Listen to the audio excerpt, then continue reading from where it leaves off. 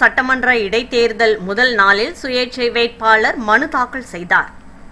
சூலூர் தொகுதிக்கான வேட்புமனு தாக்கல் திங்கட்கிழமை துவங்கியது. தேர்தல் அதிகாரியாக பாலகிருஷ்ணன் பதவியேற்றுக் கொண்ட சில நிமிடங்களிலேயே சுந்தராபுரத்தைச் சேர்ந்த அப்துல் மசீத் என்பவரது மகன் நூர் முகமது, அவருக்கு வயது 60, அவர் சுயேட்சை வேட்பாளராக போட்டியிட வேட்புமனு தாக்கல் செய்தார்.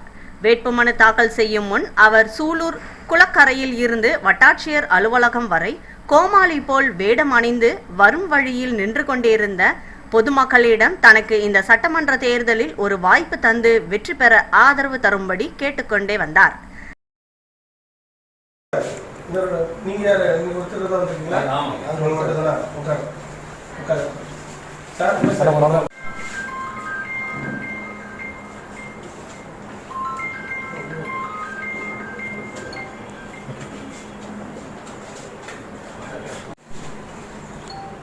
சரிங்க பார்க்கலாம். சரிங்க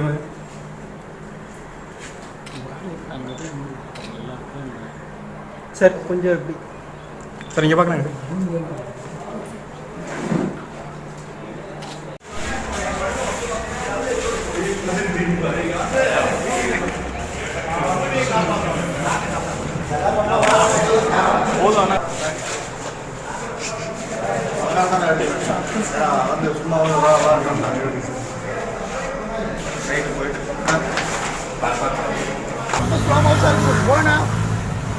வெயில் கடுமையாக இருக்கு.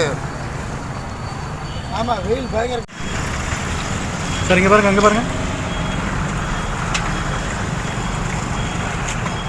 இதனை அடுத்து சூலூர் சட்டமன்ற தொகுதி இடைத்தேர்தலில் போட்டியிட தமிழ்நாடு கல் இயக்கத்தின் சார்பில் மாநில அமைப்பாளர் 46 வயது கொண்ட கதிரேசன் என்பவர் சுயேட்சையாக மனு தாக்கல் செய்தார்.